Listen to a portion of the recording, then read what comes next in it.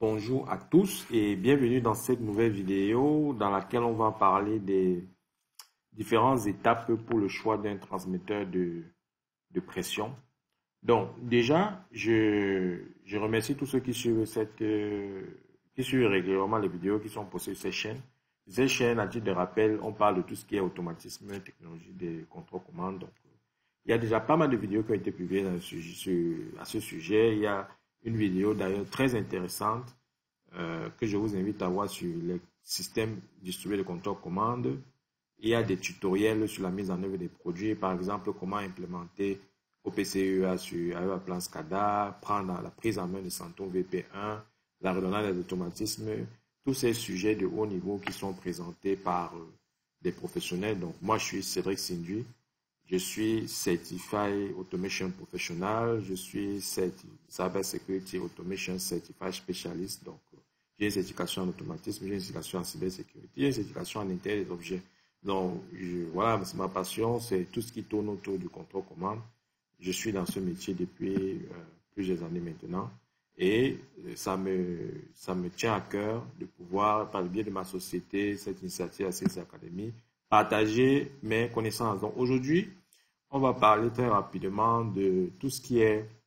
on va regarder un peu comment est-ce qu'on peut définir un capteur, hein, donc, en l'occurrence un transmetteur de pression. Donc, je précise qu'il y a une vidéo qui avait été faite il y a quelques temps sur comment se documenter en automatisme dans laquelle je présentais les ouvrages qui pouvaient effectivement vous aider à vous retrouver, à avoir des connaissances complémentaires. Donc, on va regarder très rapidement ce qui a été défini dans un de ces ouvrages, en l'occurrence, le grand guide des systèmes de contrôle commande. Donc, c'est un livre qui est disponible sur Amazon, sur Eroy, etc., toutes les librairies en France, la FNAC, qui est utilisé dans la formation des ingénieurs, des techniciens, de tous ceux qui sont en master, licence, etc., qui aborde pas mal de sujets techniques.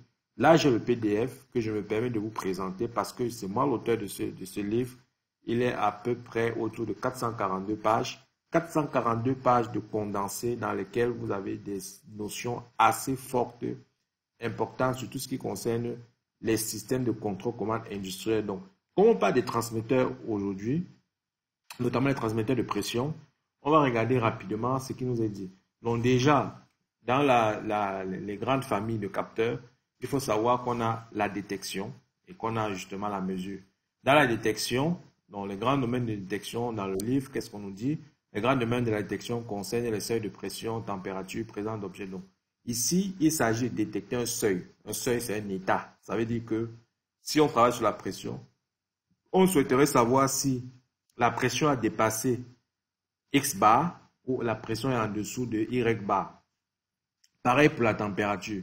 Donc, dans le livre, on aborde par exemple dans la détection les interrupteurs électromécaniques. Les éléments sont spécifiés, les détecteurs de proximité, ils peuvent être capacitifs, inductifs, avec toutes les explications possibles. Et quelles sont les applications de la détection? On a parlé de la détection d'un seuil de pression haut bas pour l'assainissement d'un compresseur d'air. Donc, vous avez soit un compresseur d'air, de temps en temps, le moteur tourne, après, il s'arrête, il recommence, en fonction justement d'un pressostat qui va détecter la pression haute, la pression basse.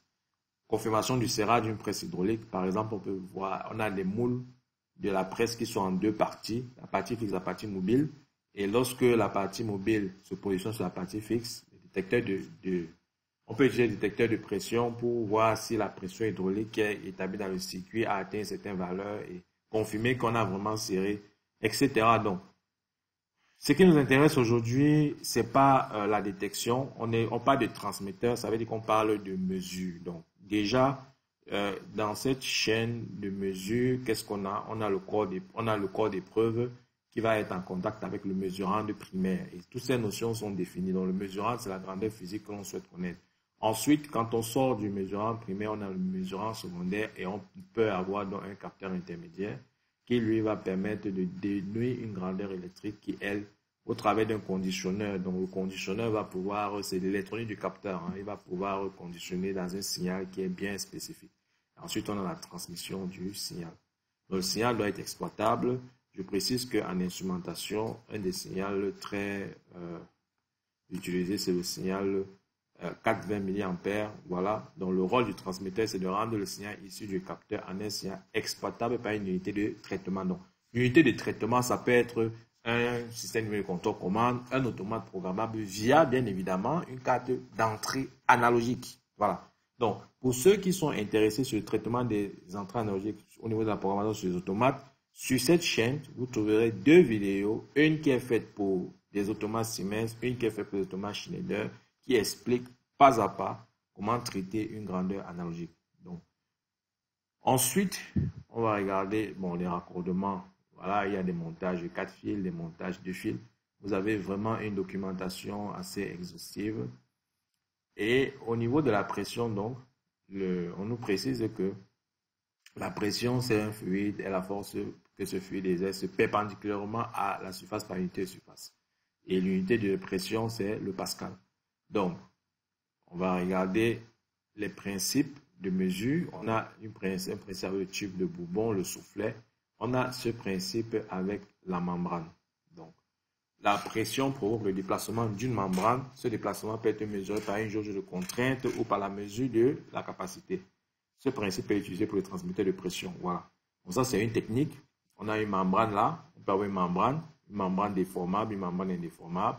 Et donc, on a la pression qui va s'appliquer là, la pression atmosphérique. On a une autre pression qui s'applique donc. En mesurant, bien évidemment, la distance D, on peut connaître la force. Et il y a des préconisations pour le montage et l'installation. Donc, quand vous avez un transmetteur, on ne le monte pas comme ça directement sur le procédé sans tenir compte qu'on peut faire la maintenance un jour. Donc, il y a ce qu'on appelle des manifolds, donc des vannes, des robinets d'isolement. Alors, dans le manifold, son but, c'est d'isoler l'instrumentation, en l'occurrence le capteur du procédé. Et quand on isole un capteur du procédé, si vous avez une seule vanne, vous fermez là, vous avez une pression qui reste piégée là. Donc, qu'est-ce que ça veut dire? Ça veut dire que dès que vous allez démonter votre capteur ici, au niveau de ce piquage-là, vous allez prendre, si c'est du pétrole en pleine figure parce que c'est resté piégé dans cette partie. Alors, ce qui est fait dans l'industrie, quand on est sur ce type d'équipement, on a des manifolds qui viennent avec des vannes, des tests ou des vents. C'est des vannes en fait de purge.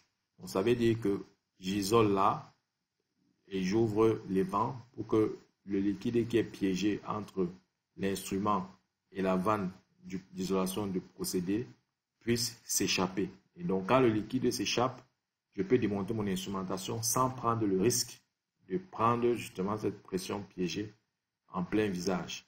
Et donc, il y a plusieurs types de manifolds. Il y a des manifolds en anglais, c'est du block and bleed, donc bloc pour isolation, bleed pour purger, voilà, pour dépressuriser. Il y a des double block and bleed, etc. Donc, on ne va pas rentrer trop en détail là-dedans. Et au niveau des standards de montage aussi, voilà, il y a des règles à respecter, comment on monte, etc. Donc, tout ça, c'est défini dans le livre. Mais ce qui nous intéresse aujourd'hui, c'est quand vous avez un projet sur lequel vous devez définir un capteur comme un transmetteur de pression, quels sont les éléments à prendre en compte? Donc, la première chose que je voudrais vous dire, c'est que les capteurs, quand on fait de l'ingénierie, dans certaines industries, et en général, les industries qui sont comme les industries chimiques, pétrochimiques, le pétrole, l'exploitation, raffinage, etc., les capteurs ne sont pas des équipements qu'on trouve sur les étagères. Donc, chaque capteur fait l'objet d'une étude approfondie qui doit donner naissance à une définition propre au capteur. Et c'est ce document qui est remis en fait au fournisseur pour qu'il puisse faire son devis par rapport à ce qu'il a de disponible. Et donc, il est loin d'imaginer que si vous travaillez sur un projet, vous avez besoin d'un capteur, vous allez vous lever pour dire que non, je m'en vais acheter un capteur. Ce n'est pas comme un élément de quincaillerie. Alors, il y a donc un document qui s'appelle la data sheet. La data sheet, ça vient de l'anglais. Data, c'est les informations. Sheet, donc c'est une feuille de données. Donc, data sheet est une feuille de données. Si on parle du pressure transmitter data sheet, c'est une feuille de données d'instrumentation. Donc, c'est l'ensemble des informations qui permettent de définir mon instrument. Et dans le monde de l'industrie, on a ce qu'on appelle des règles et des standards. Donc, un des organismes dont je fais également la promotion.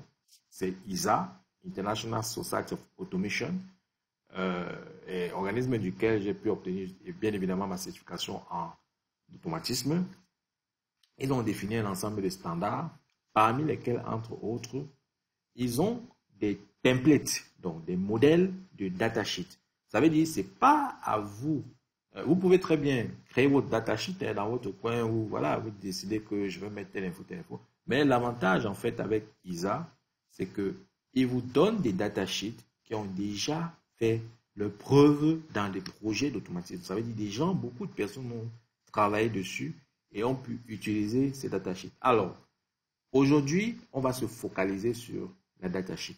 Donc, on a là, en face, une datasheet qui a été générée depuis le logiciel avec l'instrumentation. Donc, c'est un des multiples transmetteurs qu'on a dû définir dans le cadre d'un projet pétrolier qui a été exécuté, en fait, au Nigeria. Donc, c'est un projet qui est bien en cours, hein. Et le matériel a même d'ailleurs été acheté. Et c'est cette datasheet qu'on va étudier pour montrer à peu près quelles sont les informations qu'il faudrait mettre dans une feuille de données à communiquer à un vendeur d'instrumentation. Donc, avec cette feuille de données, je peux consulter ABB, je peux consulter Yokogawa, je peux consulter Honeywell. On va tous se comprendre et chacun d'eux pourra faire une cotation. Alors, ce template, je précise qu'il est conforme au template ISA. Par contre, ces datasheets étaient générés depuis le logiciel avec instrumentation, parce que c'est un logiciel justement qui permet d'assister lors des études d'instrumentation. On fera certainement plus tard une vidéo sur AVA Instrumentation pour présenter les différentes fonctionnalités, etc. Ce sont des outils que CS Automation utilise pour avancer rapidement sur ces projets et permettre aux clients d'avoir de la satisfaction. Donc, je ne vais pas traduire l'ensemble des éléments ici, ce n'est pas le but. L'instrumentation reste une science qui a une forte connotation dans la langue anglaise. Donc, ma datasheet, malheureusement, n'est pas en français. Ceux qui n'aiment pas l'anglais, je suis désolé, on ne peut pas faire de la technique sans anglais. Donc, on va essayer autant que possible d'expliquer les termes, etc. Donc, voici ce qu'on peut dire. Il vous faut d'abord le tag. Donc, le tag, c'est l'élément, le repère du capteur, hein. Vous avez peut-être 100 capteurs. Chaque capteur aura un nom. Donc, c'est son tag. Ensuite, vous allez spécifier le service sur lequel il doit évoluer. Ensuite, vous allez parler de l'area classification. Donc, ça, c'est la zone. Si vous avez du matériel qui doit travailler dans des zones explosives, il y a lieu de définir quel est le type de certification que cet équipement doit avoir. Et l'ingress protection, c'est l'indice de protection d'un point de vue purement électrique. Donc là, on avait demandé à l'occurrence l'IP65. Donc moi, je ne vais pas revenir dessus. C'est une donnée électrique. N'importe qui tape sur le net indice de protection, il va voir ce que signifie le premier chiffre et ce que signifie le second chiffre. C'est une protection contre les poussières, contre les jets d'eau, l'eau, etc. Donc, alors, la première section de la datasheet, c'est les process conditions. Il faudrait que vous puissiez définir vos conditions de process. Donc, dans les conditions de process, déjà, il faut définir le fluide, il s'agit de quoi et dans quel état il se trouve. Donc là, par exemple, on a défini que c'est du brut, hein, c'est du brut plus du gaz. Voilà, c'est ça qui sort du puits. Et donc, ça, c'est une information qui est nécessaire pour le fabricant aussi. Et il faudrait définir au niveau de la pression, donc quelles sont les pressions normales et maximales au niveau du process et la température. Ensuite, vous avez donc la pression du design et la pression de température. Donc, la pression du design, c'est quoi? On parle plutôt du min-max. Donc, min-max, ça veut dire que votre procédé n'ira peut-être jamais en dessous de 60 bars et n'ira jamais au-dessus de 93 bars. Pareil, si vous avez des informations pour la température. Donc, ce n'est pas des informations qu'on invente. C'est des informations qui sont à récupérer sur les schémas Piping and Instrumentation Diagram. Et ce sont des informations qui proviennent de l'ingénieur process. Donc, l'ingénieur process, il va faire des simulations avec des logiciels comme Aspen, ISIS, etc. Et ça va lui permettre d'avoir des valeurs lors des écoulements des fluides et de se dire que, bon, globalement, en température de design, on va tourner autour de telle valeur, etc. Donc, ça, c'est des informations qu'il faut mettre parce que le constructeur qui fabrique ce capteur, il a besoin de savoir. Ensuite, on va donc regarder en détail les éléments. On a au niveau du transmetteur en lui-même. N'oublions pas qu'on est sur une datasheet de pressure transmetteur. Donc, au niveau du transmetteur, il y a lieu de spécifier les unités. Donc, là, on aurait dû mettre bar, OK. Et les échelles. Donc, vous devez dire au niveau du capteur, il travaille sur quelle plage. Donc, là, on a dit que le capteur va travailler maximum de 0 à 275. Par contre, ça c'est l'échelle de l'instrument. Ça veut dire que cet instrument, si le fournisseur nous dit qu'il va nous fournir effectivement un instrument de 0 à 275, on ne pourra pas faire travailler cet instrument sur un process où on s'attend à avoir peut-être des valeurs de pression de 300 bars. Ce n'est pas possible. Ensuite, vous allez définir la calibration de l'instrument. Donc, l'instrument peut travailler de 0 à 275. Donc, ça, c'est son étendue de mesure de fabrication, si on peut dire ça ainsi. Et au niveau de la calibration, ça veut dire comment il a été configuré pour pouvoir transmettre sa mesure. On veut une mesure entre 0 et 100. Donc, voilà. Donc, du coup, ça a un sens parce que si en design pressure, je suis entre 60 et 93, ça ne me choque pas d'avoir un capteur qui travaille sur une échelle de 0 à 100. Donc, le signal sera proportionnel à, c'est-à-dire le 4 milli va correspondre à 0 bar et le 20 milli va correspondre à 100 bar. Ensuite, il faudrait définir au niveau de l'accuracy. Bien évidemment, on aurait dû spécifier l'unité ici en pourcentage. Et quand on marque 1, ça veut dire qu'on veut une précision de 1%. Donc ça, c'est l'accuracy. Est-ce que vous êtes en élévation ou suppression? C'est pour des transmetteurs qui sont par exemple sur des liquides. Est-ce que votre transmetteur est situé en bas de votre tank, en haut de votre tank, etc. Donc, s'il est situé en bas de votre tank et qu'il y a une colonne de fluide qui le remplit, vous aurez à faire des suppressions de 0 parce que le liquide qui va remplir le tubing, le tube qui connecte le procédé jusqu'au niveau du transmetteur, lui, là, il va peser quelque chose. Et donc, pour considérer votre 0 du transmetteur, il faut retirer ce poids-là. Donc, c'est pour ça qu'il faudrait mettre des valeurs ici. Et on a la partie raccordement au procédé. Donc, si vous avez un transmetteur de pression différentielle, vous aurez deux process connections, la BP et la HP, donc basse pression, haute pression. Dans le cas d'espèce, comme on est sur un transmetteur de pression tout simple, on va définir juste un seul diamètre. Donc là, en l'occurrence, on avait choisi du 1,5 pouce NPT femelle. Voilà, donc ça veut dire que le type de raccord qui va être utilisé pour connecter ce transmetteur au process, on va certainement avoir besoin d'un connecteur mâle si le transmetteur vient en 1,5 pouce NPT femelle. Le press étoupe a été choisi ici en M20-1.5. Le power supply 24 volts sur 2 fils.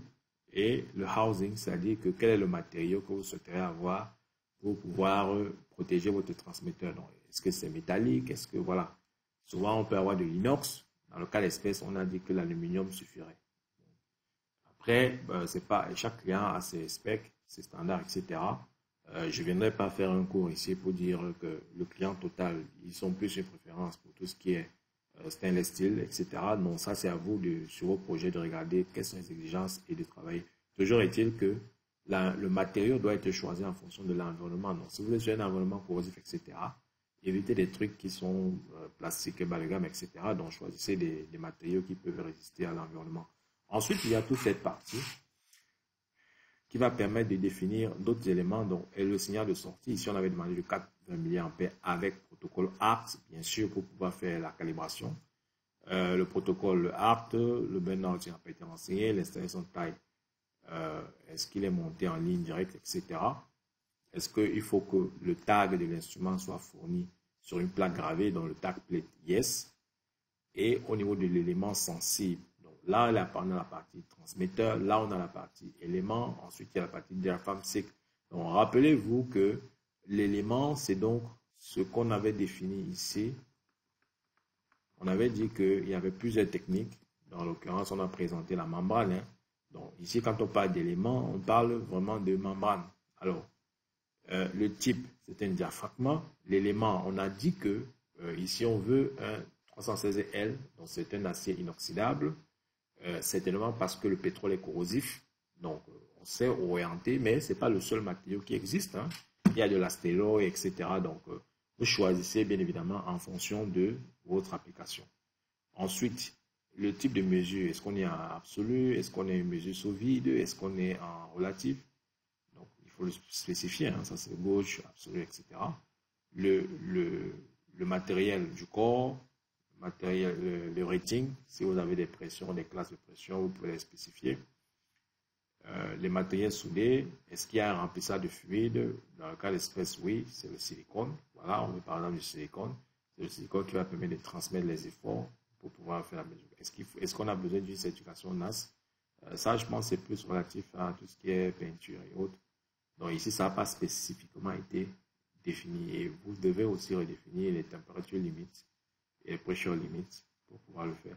Dans la partie diaphragme, on ne va pas la regarder parce que c'est les transmetteurs de pression qui ont besoin, par exemple, des capillaires pour pouvoir se connecter. Donc, ça, c'est des options qui existent. Comme bien évidemment, la datasheet est adaptée à plusieurs technologies, plusieurs types. Quand vous spécifiez un transmetteur, l'idée n'est pas de remplir tous les champs, mais de remplir les champs qui sont les plus importants par rapport à votre application et au choix de la technologie. Donc, ici, par exemple, on n'a pas choisi d'utiliser Daphamsine. Ce sont des capillaires. C'est très conseillé en termes de précision. Par contre, il y a un surcoût. Il y a un surcoût, donc ça n'a pas été spécifiquement choisi dans le cadre de ce projet pour ce type de capteur. Alors, il y a ensuite des options. Donc, par exemple, au niveau du transmetteur, est-ce que vous voulez un indicateur d'échelle? Est-ce que vous voulez l'écran? Voilà, le graphique LCD display. Donc, ça veut dire qu'on souhaiterait avoir un transmetteur avec un écran graphique. Donc, quand c'est le cas, vous devez le spécifier. Je viens sur la partie manifold. Quel est le type de manifold? Ici, par exemple, on avait demandé un manifold de 3 vannes. Voilà, donc 3 vannes. Rappelez-vous de mon petit schéma, hein. On a un petit schéma ici. On avait mis une vanne pour isoler. On avait mis une vanne pour isoler. On avait mis une vanne ici pour tester. Donc, vous avez un autre modèle, vous avez une vanne d'égalisation avec 2 vannes de procédé, notamment quand on est dans le cadre de la pression différentielle. Le matériel du manifold, on avait demandé du 316L, stainless steel, l'emballage, la connexion process, on a dit qu'on gardait du 1,5 pouce NPT femelle. Donc, quand vous allez venir raccorder votre tubing sur le manifold, vous devez prévoir un connecteur mâle 1,5 pouce NPT. Et dans la datasheet, il y a une partie qui doit être remplie pas par celui qui fait le design, mais plutôt le vendeur de l'instrument. Donc, au moment où vous envoyez les datasheets, que vous avez passé la commande, vous envoyez les fichiers natifs au fabricant qui va se charger de spécifier le modèle parce que le jour où ce transmetteur va tomber en panne, la maintenance va se référer à ce document pour voir exactement quel était le modèle qui avait été défini.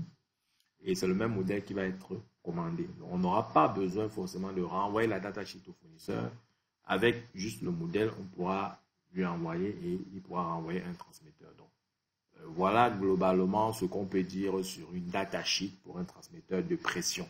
Donc, j'espère que cette vidéo vous a plu, que vous avez appris des choses nouvelles. Si c'est le cas, dites-le moi en commentaire, laissez un pouce bleu, partagez massivement cette vidéo à tous vos contacts et à très bientôt sur la chaîne.